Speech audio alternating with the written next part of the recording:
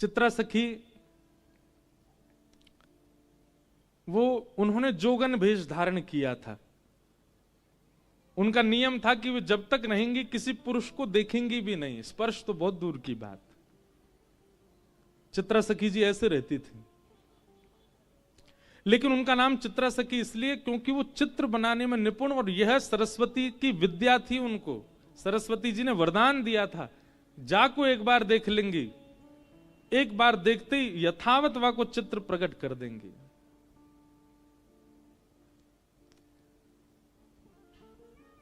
एक बार ठाकुर जी रोते रोते गए यशोदा मैया के पास। मैया बोली, क्या बात है, काय को रो रहा है? ठाकुर जी बोले, मैया मेरा एक सखा है, वो 24 घंटा मुंह को पकड़ के ही रखे, देख मेरे हाथ सुझाई दिए, माने छोड़े ही ना है मेरे हाथन ने। मैया बोली, तो हाथ सूझ? बोले, बात छुड़ा के भाग के आया हूं मैं, मेरे कंगन आदि सब छिल जाए मेरे हाथन से, पकड़ के रखे मुंह। मैया बोली, काय को पकड़ के रखे? उयों के मेरे आंखन के आगे तो जाओ मत लाला, तुम यहीं बैठे रहो। अब मैया मैं कैसे ना जाऊं? उयों के कि लाला तो मैं मेरे प्राण बसे, मैं वासों कहूं कि मेरी मैया क्यों मुंह में प्राण बसे, वो जान दे, जान ना दे। मैया कहा करूं? सब ध्यान से सुनियो। यशोदा मैया बोली, लाला एक काम कर, तू यहीं खेलो कर घर में ही। ठाकुर जी बोले, जेव ना है सके, खेलवे तो बाहर ही जाऊंगो। मैया बोली, बाहर हो जावे गो, वह सखाते तो है, इतनी दिक्कत भी है रही है, कहा करूं फिर? वो मैया एक काम है सके। बोले, कहा तू मेरो एक चित्र बनवाए दे, और ऐसा चित्र बनवाइयो मैया कि वह चित्र को देख के लगे जे मैं ही हूं का, और तू मेरो चित्र बनवाए दे मैया, वह चित्र को ले जाके मैं वह दे दूंगो। उस सखा पूरे दिन पर वह चित्र में ही रमो रहेगो, मेरो कंटक छूटेगो बातें। मैया बोली, हाँ लाला बनवाऊंगी। एक सखी आई, मैया ने वासो कहीं, अरे हमारे ब्रज में कोई चित्र बनानो जाने? मैया कौन को चित्र बनवा? लाला को चित्र बनवानो है। अरे मैया ऐसा सुंदर लाला, ऐसे सुंदर गुण, हर दिना आपके लाला में एक गुण नयो प्रकट है जाए। मैं तो यूं सोच रही हूं, चित्र बनावे वारो 2 दिना विलंब करेगो, 2 दिना में लाला तो और सुंदर है जाएगो। कैसे ठाकुर जी? यहां देखो, इधर देखो, सब ध्यान से सुनो। हर दिन ठाकुर जी का रूप निखरता है, हर दिन ठाकुर जी का रूप बढ़ता है।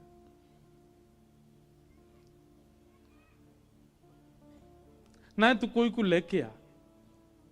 तब सखी ने कही, मैया एक चित्रा सखी नाम की सखी रे,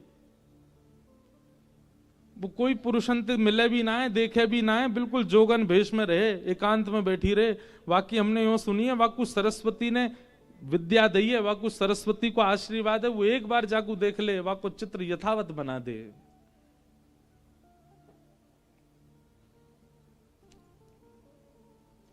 मैया बोली, जो कहेगी सो दूंगी, वाकू तू लेके आ, मेरे लाला को चित्र बनवाए दे। सखी गई श्री चित्रा सखी जी के पास और जाकर के निवेदन कियो, श्री यशोदा मैया ने बुलायो है, अपने लाला को चित्र बनवाएंगी। चित्रा सखी बोली, मैं ऐसे कोई के चित्र ना बनाए करूं, ऐसे सबन के चित्र ना बनाऊं मैं, और मेरा कोई एक स्वभाव, मुंह को केवल सरस्वती जी की कृपा है, मुंह पे चित्र बनावे की आज्ञा उनकी, बाकी ऐसा थोड़ी कि जो बनाया वही के चित्र बनाती रहूं। सखी बोली, अरे तू कितनी भाग्यशाली, हम सब गोपी तो बाट निहारे कि नेक भी नंद नंदन हमारे आगे नेक डट जाए तो नेक देर उनको देख लें। तू कितनी भाग्यशाली, तो को निहारवे को मिलेंगे, तो को खूब देर देखवे को मिलेंगे, और वाक्य बाद तू उनको चित्त में धारण करेगी, तब चित्र में बनेंगे।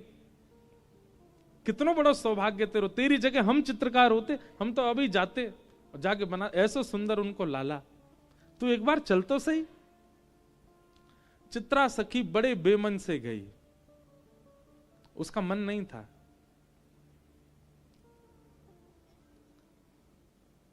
यशोदा मैया बाहर आ गई।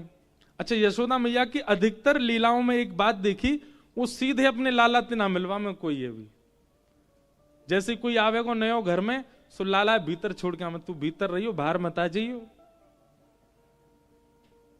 भीतर लाला छोड़ आई और बाहर आकर के यशोदा मैया बैठ गई, सामने चित्रा सखी बैठी। बोले मैया आ गई, यही है चित्रा सखी।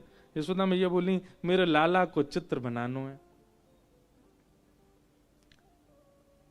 मेरो लाला बड़ा सुंदर है, ऐसी पीरी पीतांबरी पहने, ऐसी नथ बेसर पहने, ऐसे कानन में कुंडल धारण करे, ऐसे घुंघराले केश हैं वाके, केशन ने ऐसी गूद बनाए के बीच में जूड़ो सो बनाए ले, पाँव में मोर पिछ लगावे, ऐसे गदमदरा से हाथ हैं, ऐसा सुंदर रूप धारण करे मेरो लाला, बहुत सुंदर है। तो मैया यशोदा जहां बैठी, वहीं ऊपर एक खिड़की भी हती, वहीं में खड़े खड़े ठाकुर जी सुन रहे हैं। बोले मैया मेरो रूप बता रही है, चित्रा सखी है। सो ठाकुर जी खिड़की पर खड़े भये और वहां मैया को मुख तो है चित्रा सखी की, और चित्रा सखी मैया को देख रही, मैया के ऊपर ही खिड़की पर ठाकुर जी खड़े। सो ठाकुर जी बोले मैया ऐसा रूप बता रही, ने दर्शन तो कराऊं। सो ठाकुर जी ने पर्दा खोले, और पर्दा जैसे खोले सो कहा कियो अपनी पीतांबरी वगैरह सब उतार दे, बिल्कुल नंगम है गए। मैया कह रही मेरो लाला तो पीतांबरी पहने, मेरो लाला तो गले में ऐसी माला पहने, मेरो लाला तो ऐसा। ठाकुर जी ने पर्दा खोलो, बिल्कुल नंगम नंगा। और चित्रा सखी देखे, मैया तुम्हारो लाला पीतांबरी पहने? हाँ मोह तो नंगम नंगा दिख रहा है। मैया जैसे पीछे देखा, सोई ठाकुर जी पर्दा लगा ले, तुरंत पीतांबरी पहन ली, गले में माला पहन ली, कानन में कुंडल पहन लिए। कन्हैया तुरंत खोल के आए सो पीतांबरी। हाँ मैया। चित्रा सखी को तो यही मन हर लियो ठाकुर जी ने। बोले ओहो ये सामान्य नहीं है, ये साधारण नहीं है। हेरी तू तो यूं कह रही नंगम नंगा, देखो देखियो कैसी पीतांबरी पहन के ठाड़ो है। चित्रा सखी के नेत्र सजल हो गए, कहा कहूं, बार बार वह सखी को देखे जो लेके आई, वह सखी को मनी मन धन्यवाद कह रही है। अरे तेने पहले ना बताई ये सुंदर श्याम, मेरो लाला बड़ो सीधो है। एरी चित्रा ने सुन ले, बहुत सीधो बेचारो, इतनो भोरो इतनो भोरो। अच्छा मैया। इतने में ठाकुर जी पर्दा खोल के आए और दोनों हाथ लेके ठेंगा लेके और नृत्य कर रहे हैं, दो दतुइयां दिखा रहे हैं और मटक मटक करके नाच रहे हैं। चित्रा सखी करी हाँ मैया बहुत सीधो है। मैया पीछे देखे, सोई ठाकुर जी पर्दा कर ले, अरे लाला सोई में बिल्कुल। हाँ मैया बोल मैया, कहाँ कह रही मैया, तू जो कहेगी मैया सो करूंगा, तू बता तो। चित्रा सखी बोली मैया वास्तव में सीधा हो तुम्हारो लाला। ठाकुर जी को जाके चित्त पे अपनो प्रभाव डालना हो ना, वह को अपने सब रस दिखा दे, और जाके चित्त को ठाकुर जी को कोरो ही छोड़ना हो ना, वह को श्री जी बाबा हर दिन एक जैसे ही लगेंगे। कल भी ऐसे ही है हमारे पूज्य नाना जी, जब मैं कभी श्रीनाथ जी नहीं आयो, आपको जान के आश्चर्य होगा, हम गिरधर लाल की सेवा, लाल जी हमारे घर पधारे इतनी कृपा करके। मैं 19 वर्ष की आयु में पहली बार नाथ द्वार आयो, 19 वर्ष बाद। 19 वर्ष तक तो हमने श्रीनाथ जी केवल चित्र में ही देखे।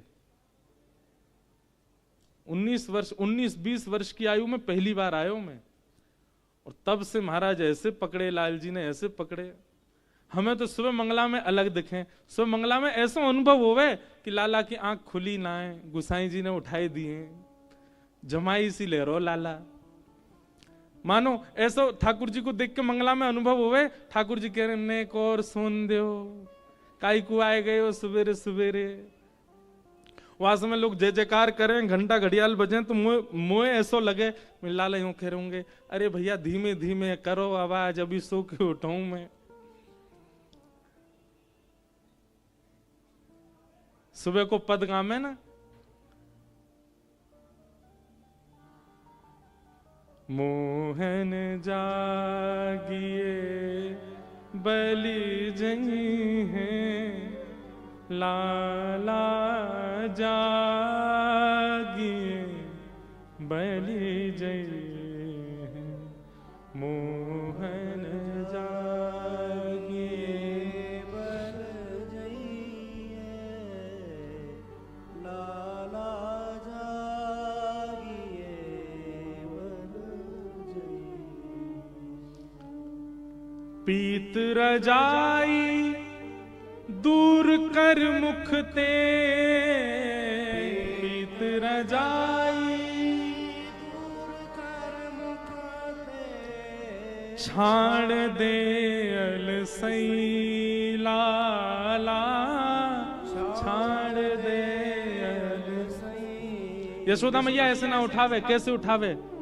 पहले सिगड़ी सिद्ध करे मैया, सिगड़ी सिद्ध कर दे, इतनी देर में दूध औटाए दे, लड्डू सिद्ध करे, और सबरी व्यवस्था लाला उठे वासे पहले मैया सब व्यवस्था कर दे।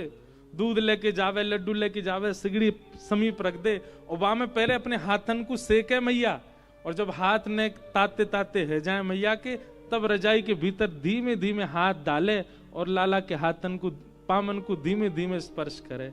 लाला उठ जा मेरो लाला, हमारी तरह ना ठंडे शीतल बिल्कुल महाराज, बिल्कुल ऐसे हरे बर्फ।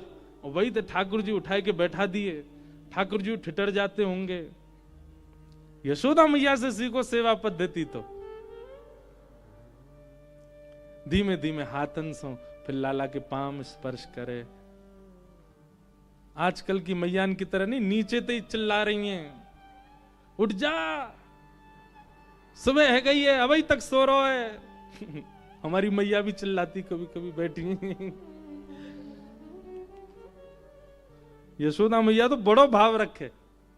सबन की मैया यशोदा ही है। ठाकुर जी भी कभी कभी डांट खामे, सुबह सुबह ऐसा ना है।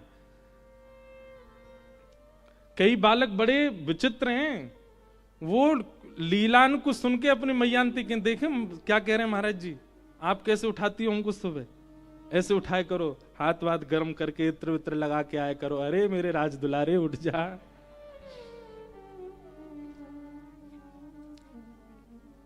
ठाकुर जी जैसे प्यारे तो बन जाओ, मैया ऐसी उठावेगी। अब तुम बनने हो मधुमंगल तो ढंडांती उठावेगी।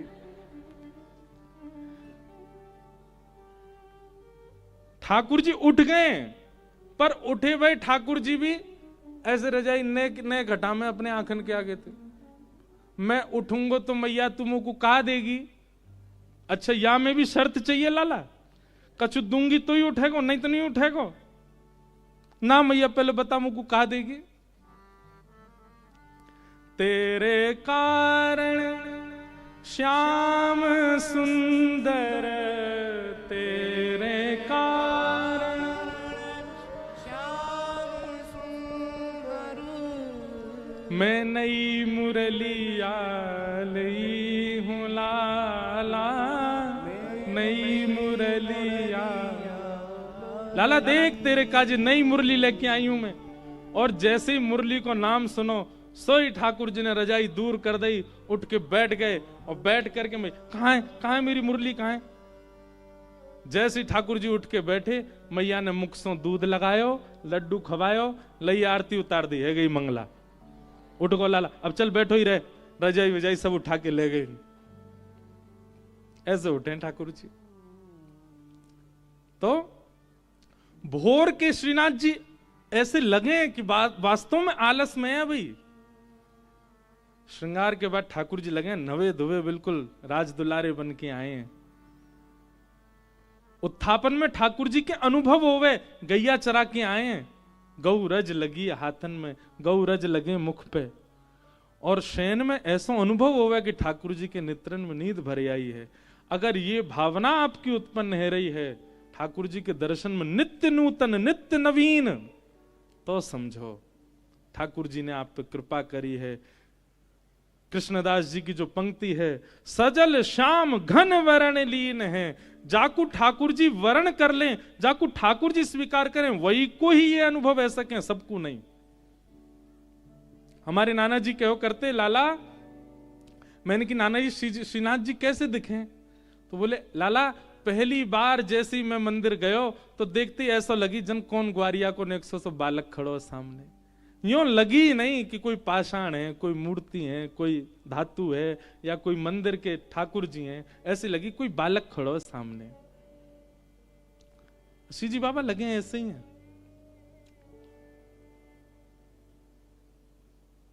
ऐसे लगेंगे कोई लाला खड़ो है, कोई बालक खड़ो है। ये अनुभव यदि है रहे हो तो इसको मतलब आप ठाकुर जी के प्रथम रूप को दर्शन कर चुके हो, जो कौन सा है? सत्य। चित्रा सखी को ठाकुर जी ने खूब सारे दर्शन कराए। मैया जैसे रूप को वर्णन करे, ठाकुर जी वास्तव विपरीत रूप धारण करके चित्रा सखी को दिखावे।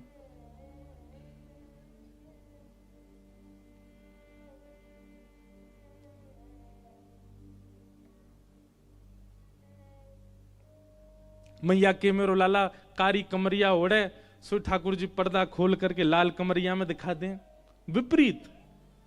और जैसे मैया देगा सो कारी कमरिया पहना। इतनी झटपट अपना श्रृंगार बदल लें, उनकी बात तत्परता पे। मतलब चित्रा सखियों देख रही है कि ये कितने तत्पर हैं। मतलब मुंह को दिखावे के काज अलग श्रृंगार, और मैया देखेगी तो इतनी देर में ठाकुर जी दूसरा श्रृंगार पहन लें। मतलब ये रास नहीं है तो क्या? यही तो रास है। रास का मतलब क्या? कि ठाकुर जी आप पर कृपा करने के लिए बार बार भेष बदल रहे हैं, बार बार कोई लीला कर रहे हैं।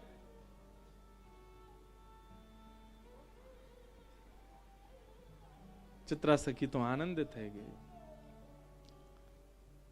हमारे पूज्य श्री मलुक पीठ वाले महाराज जी एक पंक्ति गामे, एक पंक्ति नहीं केवल एक लाइन गामे, और वो मेरे मन में ऐसी घर करके बैठ गई। मैं 24 घंटा सोचूं, या से आगे कहा, या से आगे कहा, खूब ढूंढो मुंह, कहीं मिलो ही नहीं। वो एक ही लाइन है, ये देखो श्याम, ये देखो श्याम, यही तो है मेरे जीवन प्राण।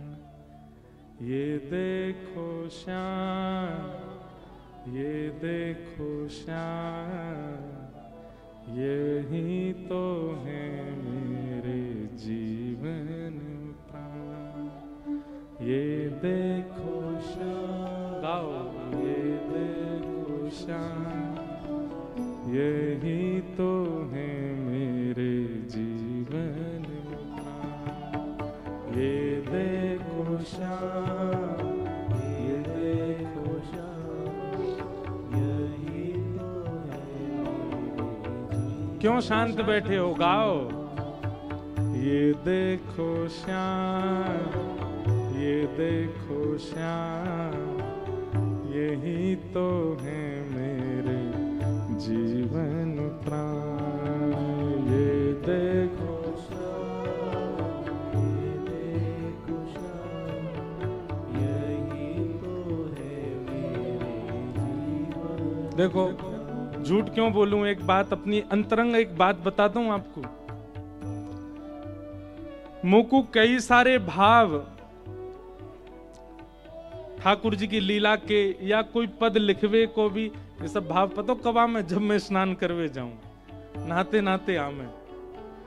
ये पद बहुत दिनान से मन में चलो। वाराणसी कथा में भी ये पद चलता रहो बहुत दिन तक। मन है रो, यहाँ से आगे क्या, यहाँ से आगे क्या। तब स्नान करते करते कल मन में भाव आए कई, ठाकुर जी कैसे हैं, चित्रा सखी की स्थिति कैसी है गई है।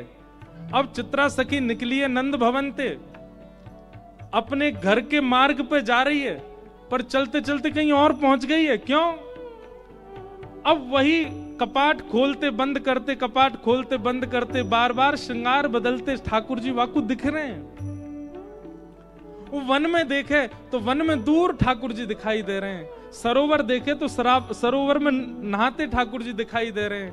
गौशाला गैया देखे तो गैया चराते ठाकुर जी दिख रहे हैं। और सब जगह गाती जा रही है, ये देखो श्याम, ये देखो श्याम, यही तो है मेरे जीवन प्राण। ये देखो श्याम, ये देखो श्याम, यही तो है मेरे। कैसे हैं? नैना भी राम बंक मुस्कान, नैना भी राम नैना भी राम बंक मुस्कान, नैना भी राम बंक मुस्कान। हे बोह मरोड़ लजावत काम, बोह मरोड़ लजावत काम। कैसे हैं ठाकुर जी? नैनाभिराम, नेत्र कैसे हैं? नेक कटाक्ष ठाकुर जी कोई के प्रति कर लें। एक बात याद रखियो, श्री ठाकुर जी के नेत्र कैसे हैं? कभी अगर ठाकुर जी सामने आगे कैसे पहचानोगे? जिनके नेत्रन को ये अंतिम छोड़ ने कानन की तरफ ज्यादा जा रहे हो, समझ जाइयो ठाकुर जी हैं। जिनके नेत्रन को ये अंतिम छोड़ पीछे तक खिंचो जा रहे हो। और सुनो, क्षमा मांगते भय, भारत के पड़ोस में एक देश है, वहां के लोगन के भी आंख ऐसे जामे, उन्हें मत सोच लियो। पर उनकी आंख तो छोटी छोटी है जाए, पर ठाकुर जी के तो कमल जैसे दल हैं, बड़े बड़े नेत्र हैं। और बड़े बड़े नेत्रन में भी जो ये कटाक्ष हैं, ये ऐसे पीछे की ओर जा रहे हैं। हमारे श्री जी बाबा को देखो, गिरधर लाल जी के तो कैसे नेत्र ऐसे पीछे को जामे, यही को कह रहे हैं। नैना भी राम बंक मुस्कान, नैना भी राम बंक मुस्कान। पूरे नाय मुस्का रहे हैं, हमारी तरह पूरे पूरे नहीं खिलखिला रहे हैं, केवल आधे मुख से ही हंस रहे हैं। बंक मुस्कान, टेढ़ी सी मुस्कान है। और बोह मरोड़ लजावत काम, बोह मरोड़। एक कला है ठाकुर जी की, हर व्यक्ति की दोनों बोहों एक संग ऊपर जामे, पर हमारे लाल जी की एक ही बोह ऊपर जावे, एक बार में एक ही जावे। और वो जब नीचे आवे तब दूसरी ऊपर जावे, ऐसे बोह मटका में अपनी। और जैसे ही ठाकुर जी अपनी बोह ऊपर करें, पूरे विश्व को अपने ऊपर आसक्त करवे वारो कामदेव वही समय मूर्छित दे के गिर जाए ठाकुर जी के रूप पे। ये सब स्नान करते करते आ रहे भाव। नैना भी राम बंक मुस्कान, नैना भी राम बंक मुस्कान। बोह मरोड़ लजावत काम, बोह मरोड़ लजावत काम। लीला प्रेम निधान, यही तो है मेरे सुंदर श्याम। लीला प्रेम निधान, यही तो है मेरे सुंदर श्याम। ये देखो श्याम, वो देखो श्याम, यही तो है मेरे जीवन प्राण। ये देखो श्याम, ये देखो श्याम, यही तो है मेरे सुंदर श्याम। ये देखो श्याम, वो देखो श्याम, ये देखो श्याम, यही तो है मेरे जीवन प्राण। यही तो है मेरे जीवन प्राण। ये देखो श्याम। आज श्री जी बाबा के दर्शन करवे जाओ, उनके सामने ही गाने लगी हूं। ये देखो श्याम, ये देखो श्याम, यही तो है मेरे जीवन प्राण। ये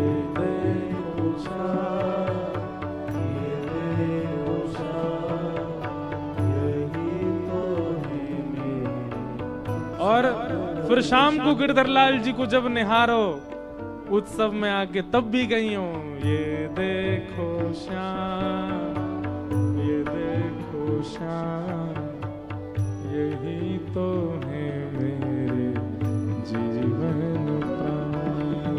ये देखो श्याम, ये देखो श्याम, यही तो है मेरे।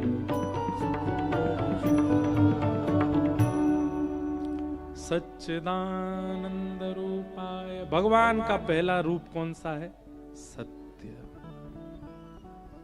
और सत्य रूप का जब आप दर्शन करेंगे तब ऐसी स्थिति हो जाएगी जो अभी हम सुन रहे हैं, चित्रा सखी की स्थिति, कृष्णदास जी की स्थिति, उस नृत्यांगना की स्थिति, सूरदास की स्थिति। अगर असद रूप का दर्शन, असद रूप ही चित्त में विराजमान है तो अपने आर्त समझ आएंगे ठाकुर जी के आगे जाके, अपनी पीड़ा याद आएगी, पारिवारिक पीड़ाएं याद आएंगी ठाकुर जी के सन्मुख जाके। पर ठाकुर जी अगर सत्य रूप में विराजमान हो गए होंगे तो ठाकुर जी के सन्मुख जाते ही यही तो है मेरे जीवन, बाकी सब भूल जाओगे। और सत्य स्वरूप चित्त में विराजेगा कैसे? केवल सत्संग की कृपा, केवल गुरु कृपा, सत्संग और गुरु कृपा। हम आपसे स्पष्ट कह रहे हैं, भजन बल, तप बल, व्रत बल, परिक्रमाओं का बल, इन सब बलों से कई गुना ऊपर है सत्संग का बल। आप सत्संग नित्य किया करो। हम कुछ नहीं करते, हम ज्यादा नियम नहीं है हमारे, पर एक ठाकुर जी कृपा है कि नित्य सत्संग हो रहा है। इस सत्संग से ही बहुत कुछ अनुभव हो जाता है जीवन में। हम औरों की क्या आपको बताएं कि इससे ये होगा, इससे, सत्संग से सब कुछ संभव है। तो सत्य स्वरूप का यदि दर्शन करना है, सत्संग करो, नित्य कथा सुनो। और देखिए, एक आध दो कथा सुनकर के आप व्याकुल हो जाते हो, ठाकुर जी कृपा क्यों नहीं कर रहे, हम पिछले 6 महीना से खूब कथा सुन रहे हैं, खूब सेवा कर रहे हैं, खूब नाम जप। अरे समय दीजिए, इतनी तीव्रता, इतनी जल्दी क्यों है आपको? लोग अपना पूरा जीवन व्यतीत कर देते हैं ठाकुर जी की याद में, तब जाकर के ठाकुर जी कृपा करते हैं। सबरी पूरा अपनी अवस्था व्यतीत कर दी ठाकुर जी की याद में, तब जाकर के राम जी ने कृपा की। आपको 6 महीना में ही अनुग्रह चाहिए?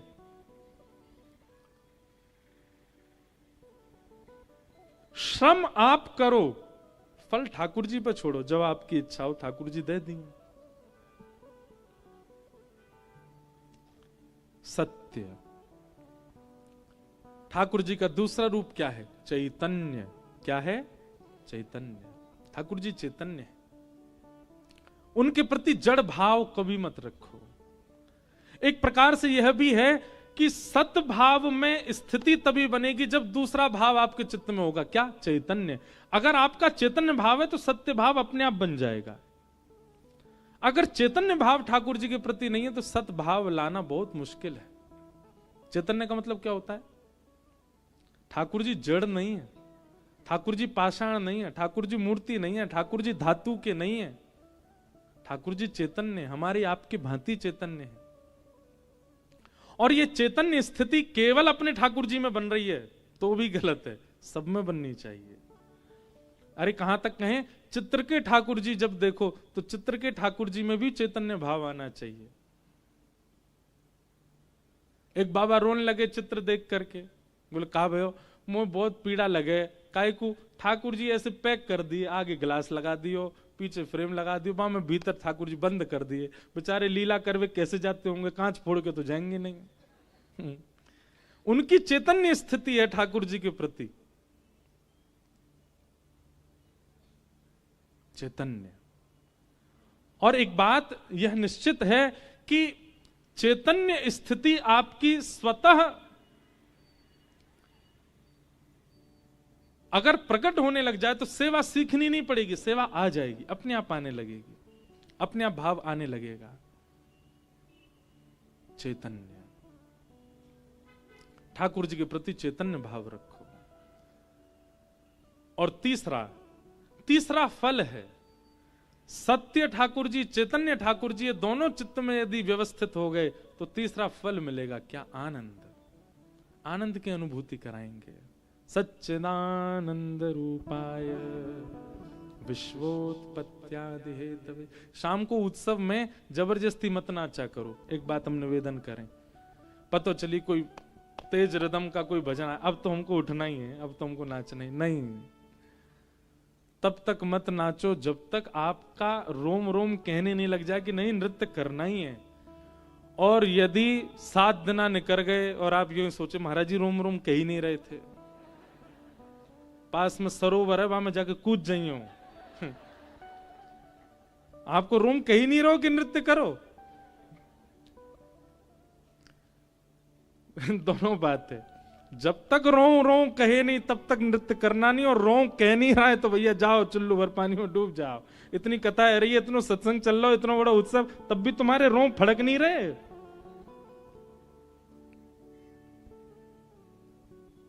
आनंद, ये आनंद कब प्रकट होता है?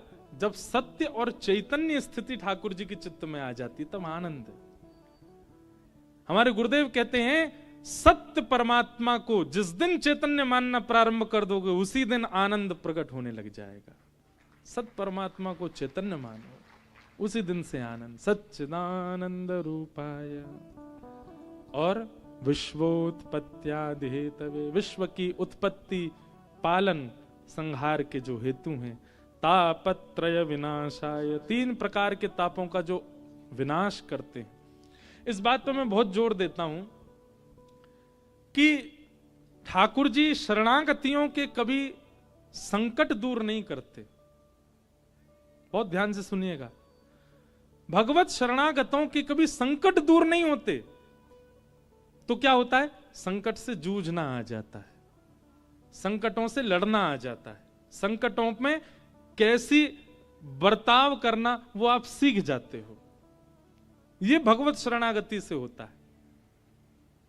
आप भजन कर रहे हैं और उसके पीछे अगर आपका भावना ऐसी है कि ये संकट क्यों नहीं जा रहे मेरे जीवन से, इसलिए भजन मत कीजिए। भजन करने से संकट जो आते हैं उनको अब देखो, स्कूल पढ़ने जाते हो, टीचर पढ़ाते हैं। अब आप ये कहो एग्जाम पेपर लेकर के टीचर सुनो हमारे पिताजी फीस भरते हैं आपकी, आपको जो वेतन मिलता है हमारे पिताजी देते हैं आपको, तो प्रश्न का उत्तर नहीं आ रहा, बताओ हमें। टीचर क्या करेगी? स्केल लाओ बड़ा वाला, हाथ आगे कर। क्यों? अरे भाई ये परीक्षा है, इसका मतलब ये थोड़ी है कि तुम हम यहां पे ये कहोगे हमारे पिताजी वो देते हैं तो हमको उत्तर बताओ। परीक्षा तो देनी ही पड़ेगी। ऐसे ही ठाकुर जी से जब व्यक्ति करता है, रोज 1 लाख नाम जप करता हूं मैं, रोज अग्निहोत्र करता हूं ठाकुर जी, रोज परिक्रमा करता हूं, रोज श्रीनाथ जी सुबह मंगला करने जाता हूं, फिर भी मेरे को कष्ट दे रहे हो ठाकुर जी, तब फुटा ढूंढते हैं बड़ा वाला। अरे संकट जीवन में आ रहा है भैया, उससे जूझना सीख। ये परीक्षा है, परीक्षा तुझे पार करनी होगी। इसका मतलब ये थोड़ी कि तुम मोते गुहार लगावे मैं इतनी इतनी आप पे पूजा करता हूं, आप कुछ नहीं कर रहे हो। और एक और बात याद रखिएगा, कई बार ये परीक्षाएं तब ज्यादा होती हैं जब आप भगवत सन्मुख होते हो। आप जब तक भगवत विमुख थे, यहां काय को खड़े हैं भैया सब लोग, आप ये जो लोग भीड़ खड़ी है यहां पे, ओ भैया सुनो रे, ये जो यहां लोग खड़े हैं, आप लोग बैठ जाओ ना, कहीं स्थान मिल जाए। यहां खड़े कब तक रहोगे? अब लेट आओगे तो लेट ही पाओगे भैया। ये सब सुबह ते आके बैठ गए तो ही मिल गए, जहां जहां स्थान मिले सब बैठ जाओ।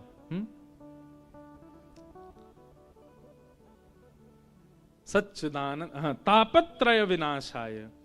ठाकुर जी कष्ट दूर नहीं करते, ठाकुर जी कष्ट से जूझना सिखा देते हैं, कष्टों से लड़ना सिखा देते हैं, कष्ट का सामना परीक्षा देना सिखा देते हैं ठाकुर जी। ये ठाकुर जी का स्वरूप है, ये ठाकुर जी का स्वभाव है। तो आप श्रीजी बाबा के सन्मुख यदि हैं तो इसका मतलब है आप कष्टों से निवृत्त होना सीख जाओगे। कष्ट दूर नहीं होंगे, बुखार तो आएगा, खांसी तो होगी, संबंधों में दरार तो आएंगी, घर वाले आप पर अविश्वास तो करेंगे, पत्नी संदेह तो करेगी, पति के ऊपर शक तो बनेगा, बच्चे कहां नहीं मानेंगे। ये सब एक भक्त के जीवन में भी होगा, पर एक सामान्य संसारी व्यक्ति इन सब अवस्थाओं में जैसा व्यवहार करता है, भक्त का व्यवहार वैसा नहीं होगा। भक्त का व्यवहार सामान्य होगा, भक्त का व्यवहार भक्ति भाव वाला होगा।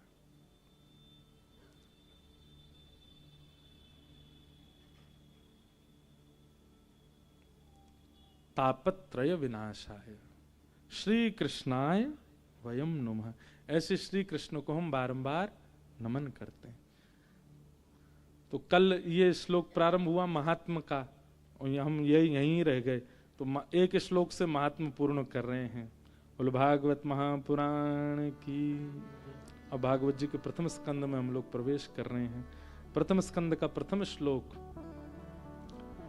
जन्माद्यस्य यतोऽन्वयादितरतश्चार्थे स्वविज्ञस्वराट् तेने ब्रह्म हृदय आदि कवये मुह्यन्ति यत्सूरयः तेजो वारि मृदां यथा विनिमयो यत्र त्रिसर्गो मृषा धाम्ना स्वेन सदा निरस्तकुहकं सत्यं परम धीमहि। परम सत्य परमात्मा को हम ध्यान करते हैं। जो परमात्मा कैसे हैं? जन्म आदि से जो परे हैं। देखो, भाव है तो ठाकुर जी का जन्मोत्सव, और भाव नहीं है तो वो परब्रह्म है, उनका जन्म कभी नहीं होता। इसलिए हमारे ब्रज की स्थिति में ज्ञान और वैराग्य होने चाहिए, पर कैसे होने चाहिए? भावयुक्त ज्ञान, भावयुक्त वैराग्य। कई लोगों में केवल ज्ञान होता है, कई लोगों में केवल वैराग्य होता है, भाव नहीं होता दूर दूर तक। ऋते ज्ञानान न मुक्ति, ये वेद वाक्य है कि ज्ञान के बिना मुक्ति नहीं मिलती। लेकिन हम एक बात कहना चाहेंगे, भाव युक्त ज्ञान है तो ही मुक्ति होगी, नहीं तो ज्ञान तो रावण को भी था, ज्ञानी तो रावण भी था। भाव युक्त ज्ञान, भाव मतलब प्रेम युक्त ज्ञान। कथा से हम क्या सिखाना चाह रहे हैं? इस उत्सव का उद्देश्य, परसों प्रेस कॉन्फ्रेंस में हमसे पूछ रहे, महाराज जी इसका उद्देश्य क्या है? ये जो आप करते हो, आपके घर के ठाकुर जी अपने घर में ही कर लो उत्सव, जगह जगह जाके क्यों करते हो?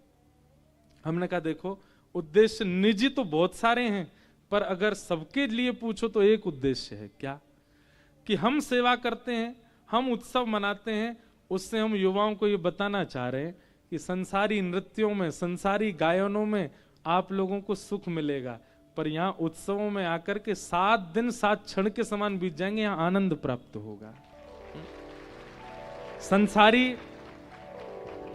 संसारी सुख जब व्यक्ति भोगता है, रात भर नाचता है और फिर दिन में उठता नहीं है। यहां देखो, रात में नाचे हम कितने बजे तक? 10 बजे तक, 10:30 बजे तक नाचे। उसके बाद जाके प्रसाद पाया, फिर जाकर के सबसे मीटिंग करी, फिर अध्ययन किया, 2 बजे सोए, 5 बजे उठ गए, स्नान ध्यान करके तैयार करके मंगला में, वो सब बालक, सब युवा आए थे मंगला में। संसारी नृत्यों में सुबह उठने का अवकाश नहीं होता, सुबह उठो ही ना जाए महाराज, सोन दो। पर उत्सव में यहां पे देखो, आप लोग 7 दिन बाद पता क्या होगा?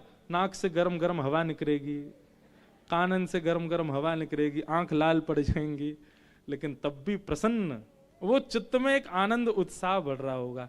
इस बात का प्रमाण देने के लिए उत्सव होता है कि संसारी सुख फीका है भगवत उत्सवों के आगे। इन उत्सवों के आगे अब मैं अपने घर में ही कर लूं, अपने लाल जी को उत्सव कमरा में बैठ कर लूं, वो तो वहां में बढ़िया, मेरा खर्चा कम होएगा। पर ये इतनी व्यवस्था करके क्यों करना है? आज के युवाओं को बतावे के लिए कि ये है आनंद। प्राण हमारा वहां बसत है, प्राण हमारा वहां बसत है, प्राण हमारा वहां बसत है, प्राण हमारा वहां बसत है। यहाँ तो खाली खो,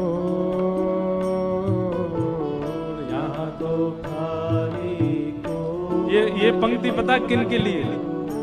कई बच्चे बेचारे आ नहीं पाए उत्सव में, वो सब उत्सव का दर्शन कर रहे हैं और घर बैठे बैठे यही गा रहे हैं, प्राण हमारा वहां बसत है, प्राण हमारा वहां बसत। देखो, संसारी उत्सव मनाने वाला, रात भर पान करके नाचने वाला, वो कभी नहीं कह सकता कि मेरे प्राण वहीं रह गए जहां मैं रात को था। कभी कहेगा? कभी नहीं कह सकता। पर एक बार गिरधरलाल के उत्सव में आवे वारो जरूर कहेगो, प्राण हमारा वहां बसत है, प्राण हमारा ओ यहाँ तो खाली खो, यहाँ तो खाली खो, ओ मात पिता परिवार सोई है, मात पिता परिवार सोई है, मात पिता परिवार सोई है, मात पिता परिवार सोई है। ओ कहीं ये तिनका तोड़ वाला, कहीं ये तिनका तोड़ ओ बाला, कहीं ये तिनका तोड़ बाला, कहीं ये तिनका ऊंचे स्वर में, ओ मैं बैरागन होंगे, मैं बैरागन आहूंगी, मैं बैरागन होंगी, मैं बैरागन ओ बाला,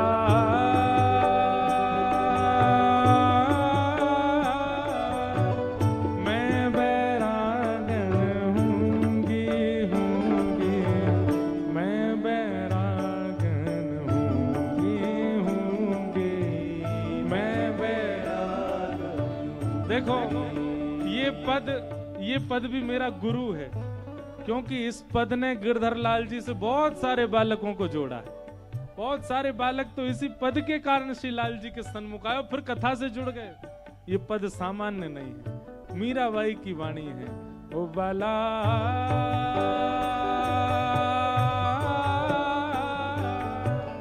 मैं बैरागन हूंगी, मैं बैरागन हूंगी, मैं बैरागन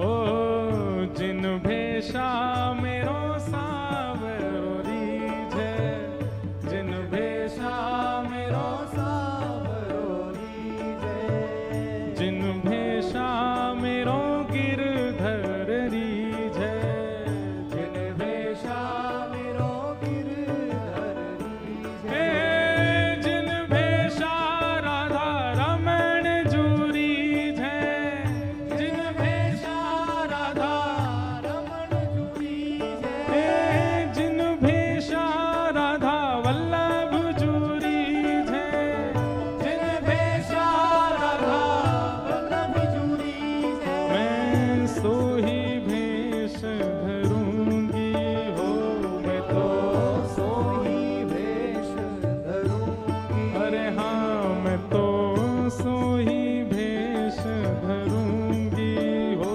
मैं तो सोही भेष धरूंगी, अरे हाँ मैं बैरागन होंगी, मैं बैरागन होंगी, मैं बैरागन होंगी, मैं बैरागन। बोलो श्रीनाथ प्यारे की जय हो।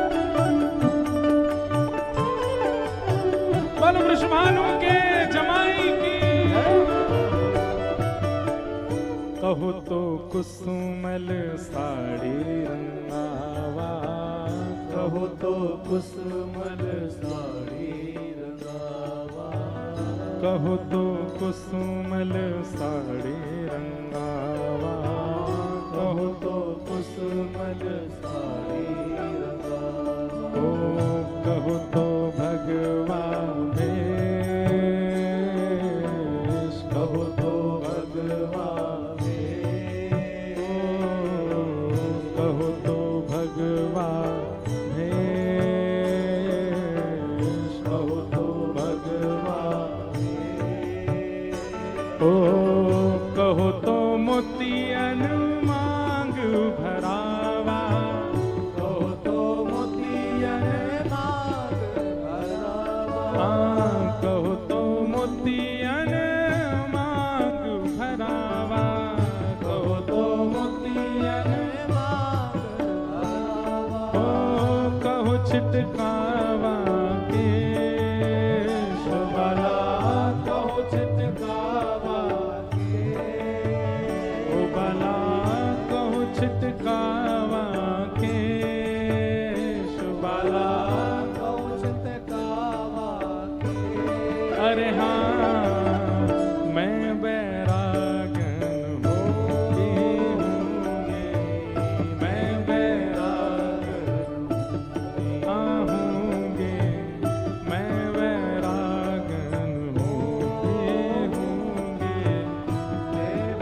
और इस वाली पंक्ति को तो पूरे जोर लगा के कहा करो, पूरे विश्वास के साथ कहा करो, और विशेष रूप से वो लोग जो तिलक लगाते हैं, जो घंटी पहनते हैं, जो नित्य श्रृंगार केवल ठाकुर जी के लिए करते हैं, वो तो पूरे भाव से कहो, जिन भेषा मेरो सांवरोरी जय, जिन भेषा मेरो सांवरोरी जय, जिन भेषा मेरो गिरधरी जय, जिन भेषा मेरो गिरधरी जय, जिन भेषा मेरो प्रियतमरी जय, जिन भेषा मेरो प्रियतमरी जय, जिन भेषा राधा रमण जुरी जय, जिन भेषा राधा रमण जुरी जय, मैं सोही भेष धरूंगी हो, मैं तो सोई भेष धरूंगी, अरे हाँ मैं बैरागन होंगे होंगे, मैं बैरागन होंगे, मैं बैरागन होंगे होंगे, मैं बैरागन।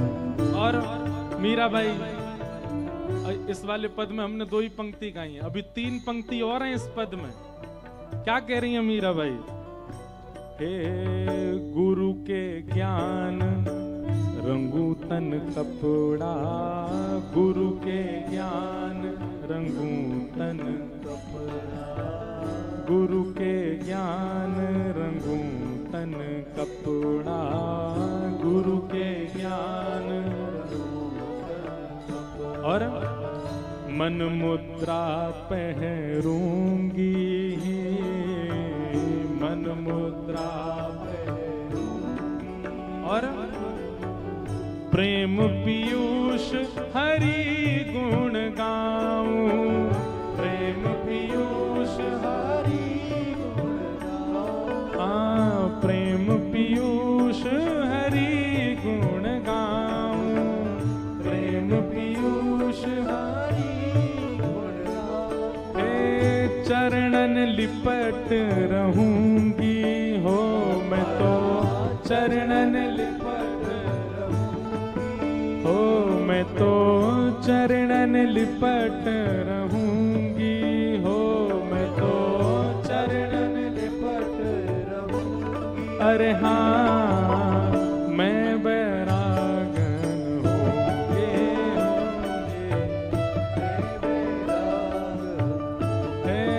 होंगे, मैं बैरागन होंगे होंगे,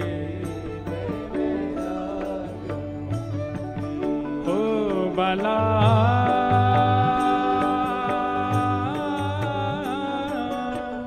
मैं बैरागन हूँगी हूँगी मैं बैरागन हूँगी हूँगी मैं बैरागन हूँगी मैं बैरागन हूँगी मैं बैरागन हूँगी मैं बैरागन हूँगी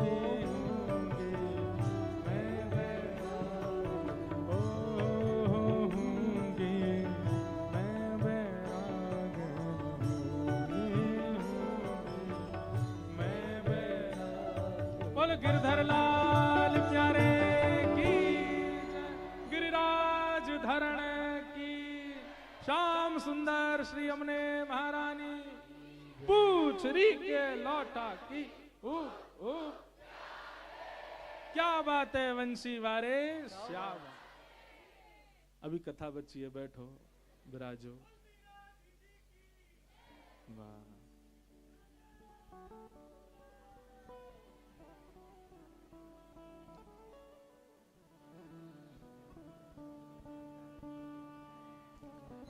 ज्ञान और वैराग्य में शांति से विराज जाओ सब लोग। ज्ञान और वैराग्य में जब तक प्रेम निश्चित नहीं होगा तब तक भाव का उद्दीपन नहीं हो सकता। ज्ञान बहुत जरूरी है, वैराग्य भी आवश्यक है, त्याग भी जरूरी है, पर प्रेम युक्त प्रेम आवश्यक है। ठाकुर जी जन्म आदि से बिल्कुल परे हैं, पर यही ब्रज की लीला में आ जाए, यही श्रीनाथ जी के चिंतन में आ जाए, यही अनेक भावों में आ जाए तो वहां सब श्रेष्ठ हो जाता है। वहां ठाकुर जी जन्म भी ले रहे हैं, वहां ठाकुर जी सबन के संग खेल भी रहे हैं, ठाकुर जी को चोट भी लग रही है, ठाकुर जी को पीड़ा भी हो रही है। निर्गुण निराकार निरीह ब्रह्म जब प्रेम के सांचे में ढलते हैं तब कृष्ण बन जाते हैं। आप यदि प्रेम उपासक नहीं हैं तो आपके लिए वे नारायण रूप में रहेंगे, वे चतुर्भुज रूप में रहेंगे। लेकिन यदि आप प्रेम उपासक हैं तो आपके लिए वो कृष्ण बन करके आएंगे और कृष्ण लीला करेंगे।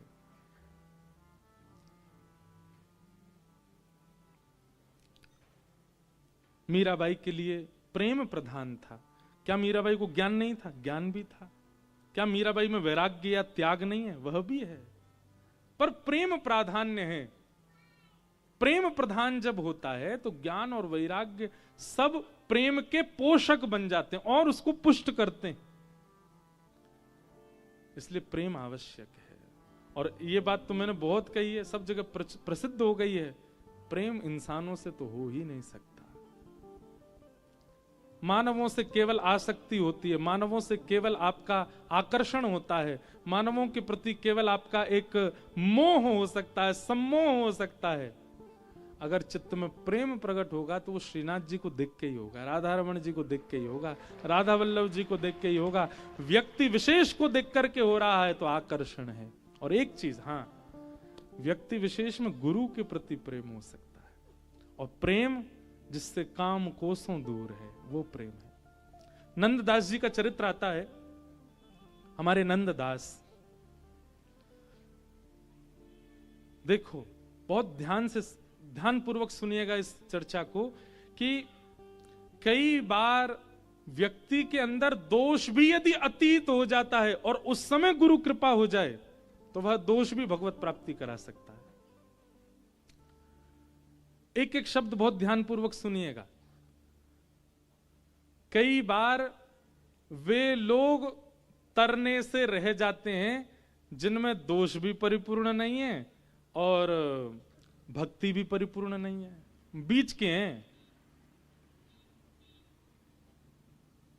कथा आ रही है तो भक्त बन गए और बगल में ही आपको अगर थोड़े वो डिस्को वाले गाने चला दूं, वहां पे जाके नाच भी लिए। ऐसे वालों की गति ज्यादा खतरनाक है। इसलिए जो इस तरीके के हैं, कभी वहां कभी यहां, कभी वहां कभी यहां, कभी वहां, सावधान हो जाइएगा आप लोग। क्योंकि भगवत प्राप्ति या तो उसको होगी जो पूर्ण रूपेण वैष्णव हो चुका है, पूर्ण रूपेण एक ही तरफा है, और हां उसको भी हो सकती है पूर्ण रूपेण उसी तरफ है, उस पर अगर गुरु कृपा हो गई जो उस तरफ है, फालतू के कामों में ही है, अटूट महाराज दिन रात केवल उसी में ही लगा रहता है, उस पर गुरु कृपा होगी तो वह भगवत प्राप्ति कर सकता है। या पूर्ण रूपेण वैष्णव जो बन चुका उसको भी भगवत प्राप्ति, जो बीच मझधार में है, एक पाम मां भी धर रखो, एक पाम कथा में धर रखो है, ऐसी वाली बात जिनके अंदर है। और क्षमा कीजिएगा कान पकड़ के, इस कथा पंडाल में ऐसे लोग बहुत मात्रा में बैठे होंगे जो दोनों तरफ हैं। हमको कई बार हमारे ही कई मित्रजन, मित्र इतने हैं नहीं पर कह देते हैं, अरे भाई कभी कभी कथा से भी ऊपर उठा करो, कभी कभी पैंट वेंट पहन लिया करो, थोड़ी जीन्स वीन्स धारण करके नहीं चला करो, थोड़ा कहीं कुछ करिए। यही खतरा है, एक तरफा ही रहो भैया। ये दोगलापन होता है, दोनों तरफ जिनके भाव होते हैं, वो भी कर लिया ये भी कर लिया। कभी कभी इसको, अच्छा इसको लोग मॉडर्न दिमाग वाले और कहते हैं, नहीं नहीं, जब जब कथा हो, जब जब भक्ति का माहौल, घर में यज्ञ अनुष्ठान हो तो वैसे ही रहना चाहिए, पर नहीं हमारे मित्रजन जब आए तो उनका भी सम्मान करना चाहिए, उनके लिए बोतल वगैरह भी मंगानी चाहिए, उसका भी पान आदि करना चाहिए। इस प्रकार की भावना जिनकी है, हंस तो गए आप लोग, लेकिन ये बात हम प्रमाणित रूप से मंच से कह रहे हैं, इनकी गति कभी श्रेष्ठ नहीं हो सकती जो दोनों तरफा है। एक तरफा हो जाओ। लाल जी के उत्सव से एक संकल्प लेके जाइयो, एक तरफा ही रहना है। और ये इसलिए भी कह रहा हूं मैं, युवा बहुत बैठे हैं यहां पर, आप लोगों को विचलन करने के लिए बहुत सामग्री आएंगी आपके सामने। 2024 तक अपनी मनमानी कर ली, अब 2025 से हमारी मनमानी कर लो, एक तरफा हो जाओ।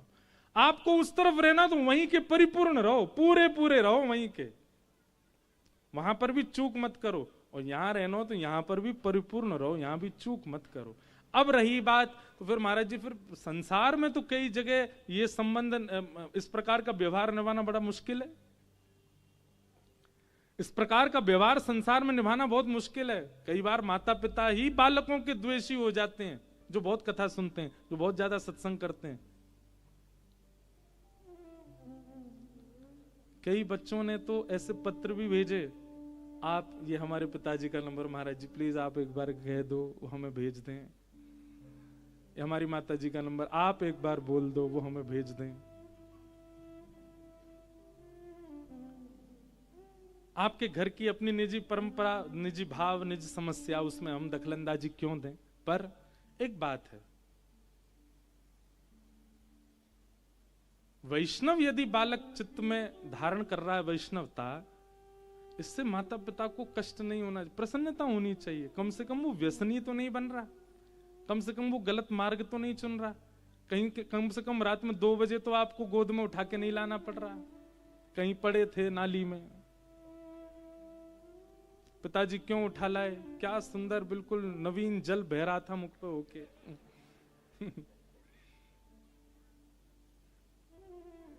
गण जन मेरे पैर दबा रहे थे, पता चली गण नहीं थे, वो सूकर थे। ऐसी स्थिति में तो नहीं है बालक। एक तरफा हो जाओ। तो रही बात व्यवहार कैसे निभाया जाए, मीराबाई ने भी तो निभाया। मेवाड़ से मीराबाई तब तक नहीं गई जब तक अपने सारे कर्मों से निवृत्त नहीं हो गई। खूब ननद ने भी कष्ट दिए, खूब उनके देवर ने भी कष्ट दिए, परिवार ने खूब कष्ट दिया, पर सबको सहती रही। और जब मीराबाई को लगा कि अब मेरा यहां रहना कोई उचित तो नहीं है, अब यहां रहने से केवल और कारण बना था, मीराबाई को विष देने के लिए एक वैद्य को बुलाया, उससे कहा कालकूट विष बनाओ, मीरा को पिला दो, और ये कह के पिला देना कि तुम्हारे हरि का चरणामृत है, तुम्हारे हरि का चरणामृत है। हरि चरणामृत मान करके मीराबाई पी गई, कुछ नहीं हुआ मीराबाई को। तो सब लोगों ने जिन्होंने एक क्रिया की, उन्होंने उस वैद्य को बुलाया, बोलते हैं कैसा विष बनाया, मीरा को तो कुछ नहीं हुआ। बोले महाराज वो विष पीना तो दूर, उसको सूंघ लो तो उसका विष, वो विष प्रभाव कर देगा। इतना कालकूट विष था मीरा पर उसका प्रभाव क्यों नहीं हुआ मुझे नहीं पता।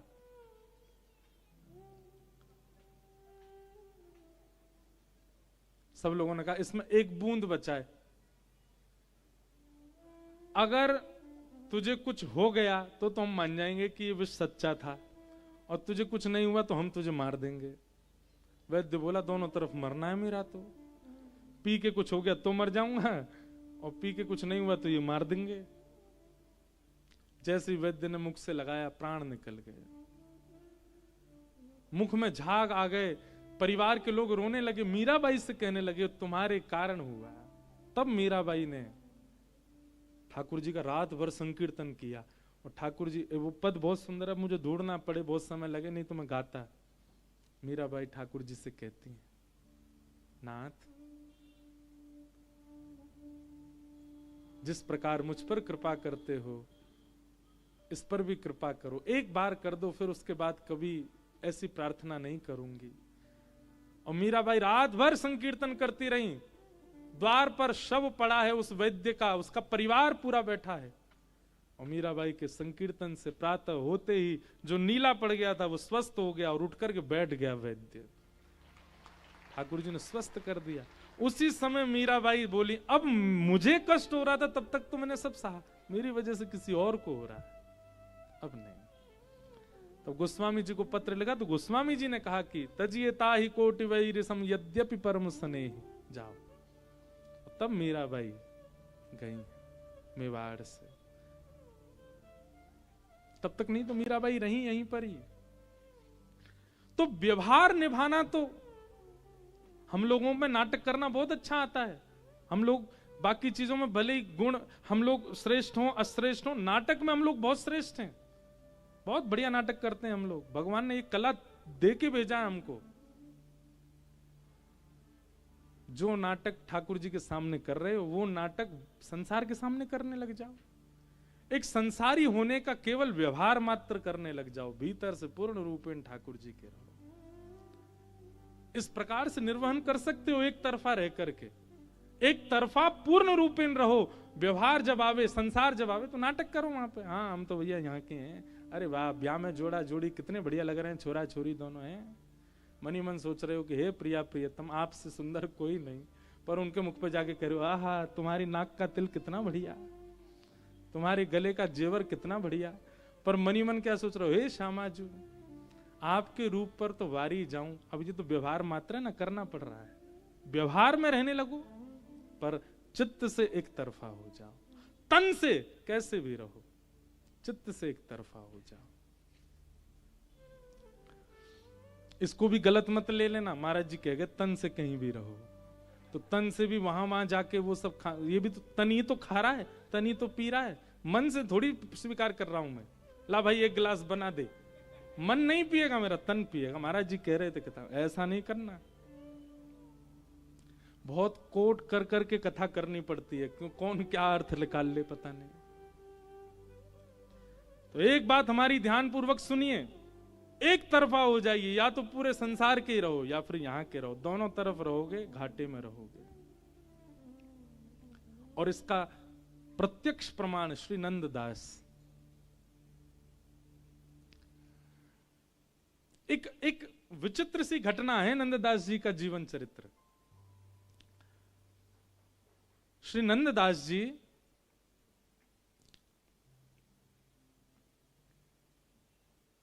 तीर्थ यात्रा करते करते वृंदावन आए, और वृंदावन में आकर के इतना मन लगा उनका कि ब्रज में ही बस गए, तो कहीं गए नहीं।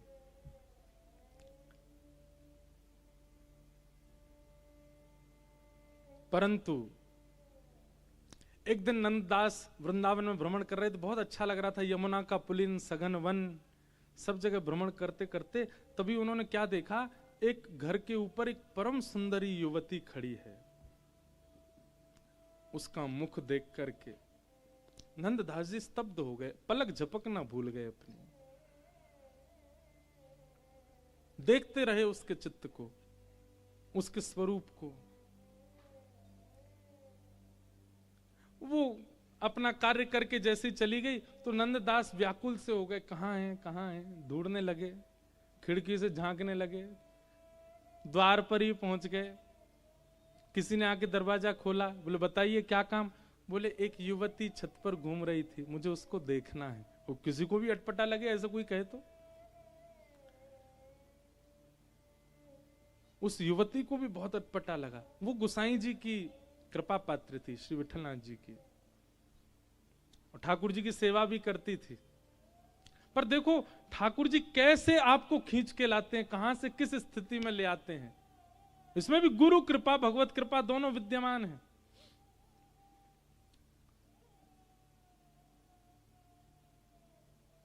द्वार पर ही बैठ गए और नंददास स्वयं नहीं जानते कि वो ऐसा क्यों कर रहे हैं। उनको ऐसा क्या दिख रहा है उसके रूप में जिसके लिए वो वहां स्थिर होकर बैठ गए।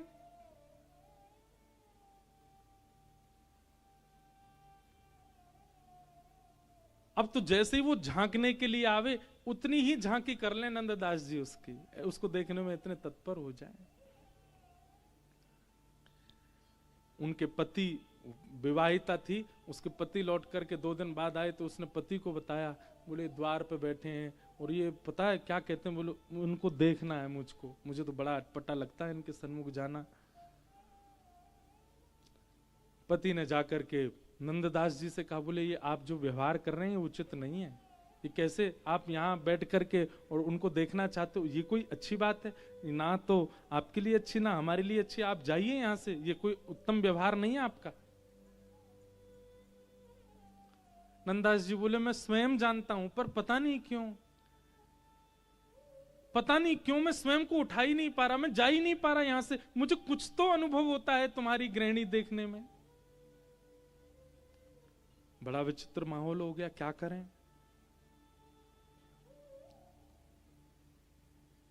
तभी वो परिवार के लोग बोले रात में इनकी झपकी लगेगी, हम लोग सब यहां से घर छोड़ के चले। इतना तक स्थिति आ गई, घर छोड़ के जाने को तैयार हो गए। अपना सब सामान बांधा और रात्रि में नंददास जी बस नेत्र बंद करके बैठे ही थे, तभी सब घर छोड़ छाड़ करके चले गए वहां से और श्री गोकुल पहुंच गए गोसाई जी के पास।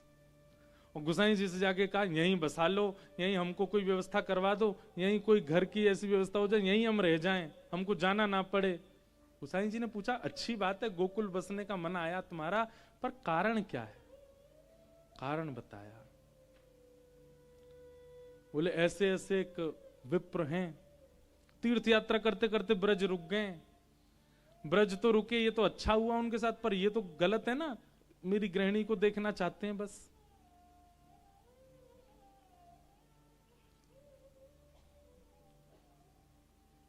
गोसाई विठलनाथ जी के तुरंत नेत्र बंद। ये देखो ये गुरु का स्वरूप, बहुत ध्यान से सुनना। गोसाई जी के नेत्र बंद हो गए और तुरंत गोसाई जी कहते हैं कि भाई सुनो, वो व्यक्ति कुपात्र तो नहीं है, वो व्यक्ति कुपात्र नहीं है। क्यों? गोसाई जी कह रहे हैं यदि वो कुपात्र होता, उसके चित्त में यदि मलिनता होती, तो उसके इस व्यवहार से तुम लोग घर छोड़ करके कहीं और जाते। पर उसके इस व्यवहार से तुम घर छोड़ करके गोकुल आ गए हो, धाम में प्रवेश मिला है, इसका मतलब उसका चित्त मलिन नहीं है। कितनी बड़ी बात, समझ रहे हैं बात को।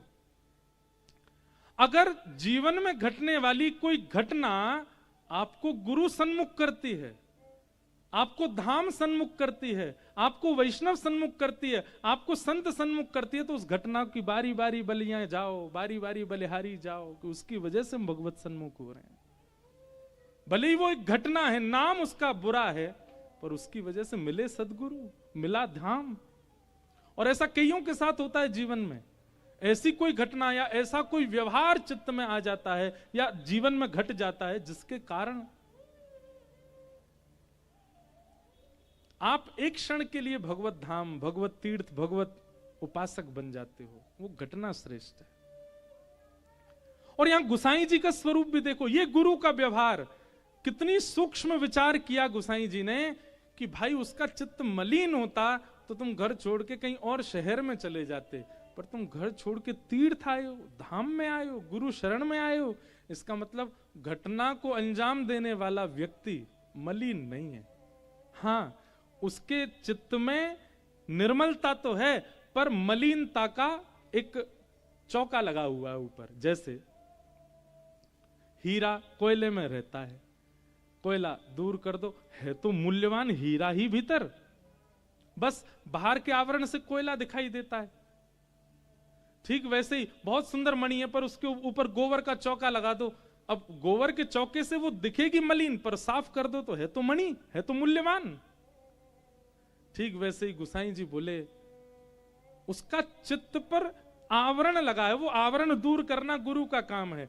आवरण यदि दूर हो जाए तो वो व्यक्ति मलिन नहीं है, क्योंकि उसके इस घटना से आप लोग भगवत धाम आए हो, तीर्थ में आए। बुलाओ, और श्री नंददास जी को बुलाया। नंददास जी को बुला करके जैसे ही गुसाई जी ने अपनी दृष्टि से नंददास को देखा है, केवल दृष्टि में, मैं कहता हूं गुरु कौन, आप प्रश्न सोच करके आए और गुरु से पूछ लिया, तो या तो आपके शिष्यत्व में कमी है या गुरु के गुरुत्व में कोई कमी है। अच्छा एक बात और कहूं, गुरु के गुरुत्व में कभी कमी नहीं होती, शिष्य के शिष्यत्व में ही कमी है। आप प्रश्न सोच करके आए, पर गुरु सन्मुख आते ही आज्ञा नहीं हुई है, वचन नहीं हुए हैं, केवल देखते ही उत्तर प्राप्त हो जाए, समझ जाना यही सदगुरु हैं, यही हमारे गुरु हैं। चरण वंदन करो। नंददास आए तो बड़े उलझन में थे, पर जैसे ही नंददास गुसाई जी के सामने पधारे, गुसाई जी ने केवल अपनी दृष्टि से नंददास को देखा। नंददास को देखते ही नंददास ने एक बार पलक झपकी और जैसे ही नेत्र खोल करके देखा, संसार के सारे सुंदरता नीरस लगने लगी और सन्मुख विराजमान श्री जी बाबा अति सुंदर दिखने लगे। उनमें ही दृष्टि अटक गई नंददास की। अब तो बस वही दिख रहे हैं, ये देखो श्याम, ये देखो श्याम, यही तो है मेरे जीवन प्राण। नैना राम बंक मुस्कान, नैना राम बंक मुस्कान, बोह मरोड़ लजावत काम, बोह मरोड़ लजावत काम। ये देखो श्याम, ये देखो श्याम, यही तो है मेरे जीवन प्राण। ये देखो श्याम, ये देखो श्याम। बस उसी समय एक और सखा प्राप्त हुए, श्री नंददास। नंददास जी ने खूब सुंदर सुंदर पद रचना की। तो एक तरफा हो जाओ, वहां भी यदि परिपूर्ण हो ना, तो कभी गुरु दृष्टि पड़ेगी, तो गुरु दृष्टि पड़ते ही वहां उस अवगुण, देखो हमारे अंदर अवगुण कुछ नहीं है, बस वह अवगुण बंधा कहां है, वह गुण जो है वो बंधा कहां है, उस स्थान से अवगुण और सद्गुण होता है। आसक्ति है चित्त में, वही आसक्ति यदि किसी संसार में है तो वो अवगुण है, वही आसक्ति ठाकुर जी में तो वो सद्गुण है। क्रोध है चित्त में, वही क्रोध संसार के लिए तो अवगुण, वही क्रोध लाल जी की सेवा में कभी कभी आ जाए तो सद्गुण बन जाए।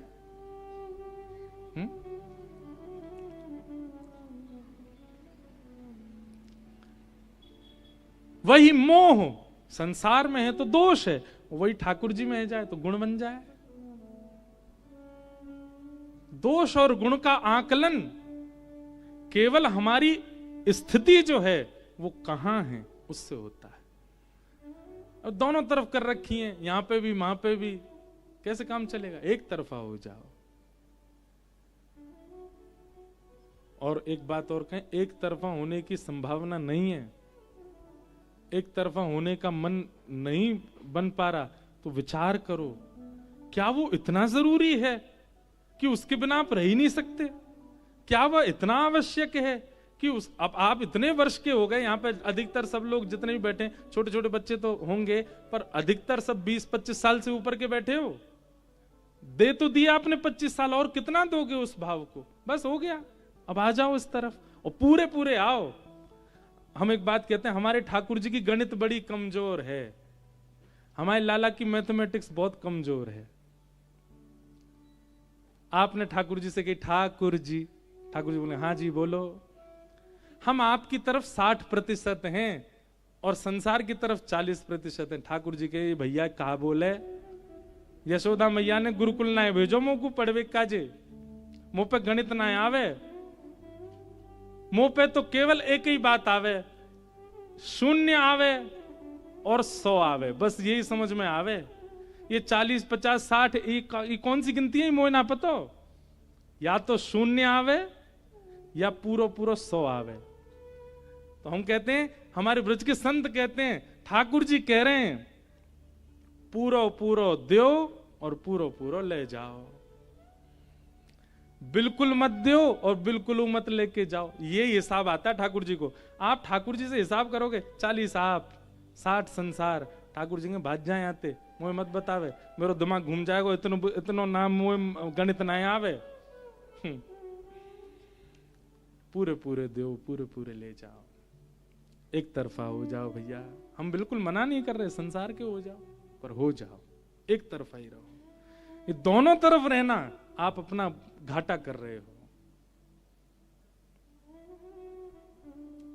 अब तक की बात पुरानी, अब नई बात। यहां जितने बैठे हैं अब सब लोग गांठ बांधे ही लो, अब ठाकुर जी के ही रहो, काहे को जानो वहां पे, वो ऑप्शन देना ही नहीं है। जैसे केबीसी आता है ना, कौन बनेगा करोड़पति, उसमें एक 50-50 लाइफलाइन होती है, उसको एक्टिवेट करते ही 2 ऑप्शन गायब हो जाते हैं।